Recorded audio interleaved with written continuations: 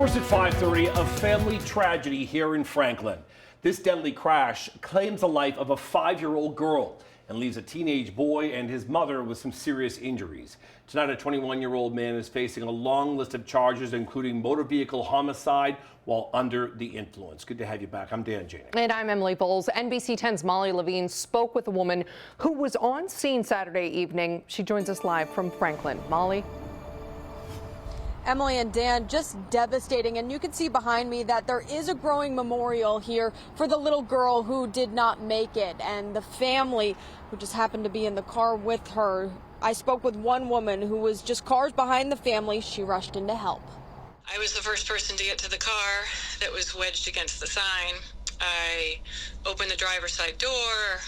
The driver, the father, was pretty hysterical. A family torn apart in Franklin over the weekend after a 21-year-old man accused of driving drunk allegedly crossed over the marked lanes and into oncoming traffic on Grove Street, slamming into a family of 4 traveling in the other direction. He said, he came out of nowhere. I didn't see it coming. Julie Blaney was just a few cars behind when the crash happened and rushed in to help.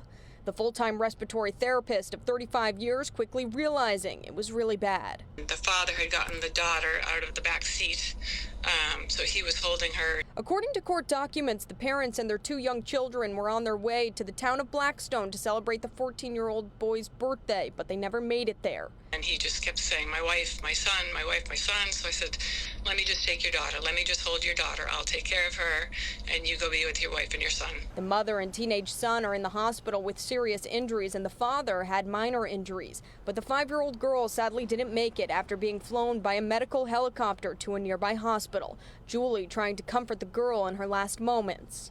There's not much you can do. I just tried to comfort her. When help arrived, I helped her breathe a little bit. Police say the driver who hit them, 21-year-old James Blanchard, had a blood alcohol content of 0.19, over twice the legal limit. A search of his car also turned up 2 handles of vodka and beers. He reportedly told police he worked his 2 jobs that day and was drinking from the bottle prior to the crash. He's being held on a $200,000 cash bail. I talked to his attorney after court. There aren't any words really to describe the remorse my client feels. It's the depth of anguish that he feels is almost incomprehensible. The Franklin community is a close-knit one, standing by the family's side tonight. It's wrong in every level, and I have no sympathy for that.